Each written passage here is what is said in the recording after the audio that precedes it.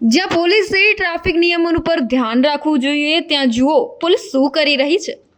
અમદાવાદના વ્યસ્ત ઇસ્કોન 4 રસ્તા પાસેની આ ઘટના છે, જ્યાં ટ્રાફિક પોલીસ સામાન્ય રીતે વાહનોનું સુચારુ સંચાલન માટે ઊભી હોય છે, ત્યાં ટ્રાફિક પોલીસે પોતાની ફરજમાં બેદરકારી દાખવી હોવાના દ્રશ્યો જોવા મળ્યા હતા। પોલીસ કર્મીઓ ચાલુ ટ્રાફિકને નિયંત્રણ કરવાને બદલે બંધ સિગ્નલમાં ઊભેલા વાહન ચાલકોના મેમો ફાડતી નજરે પડી રહી છે।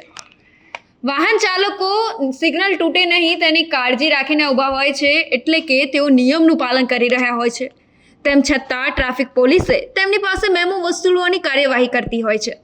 આ બનાવથી પ્રશ્ન ઊભો થાય છે કે શું પોલીસનો હેતુ ટ્રાફિક નિયમનો છે કે પછી ફક્ત મેમો દ્વારા દંડ વસૂલવાનો। આ બેદરકારી ભરેલી કાર્યવાહીથી સામાન્ય નાગરિકોમાં નારાજગી જોવા મળી રહી છે। આ મામલે તમારું શું કહેવું છે, કોમેન્ટમાં જણાવો।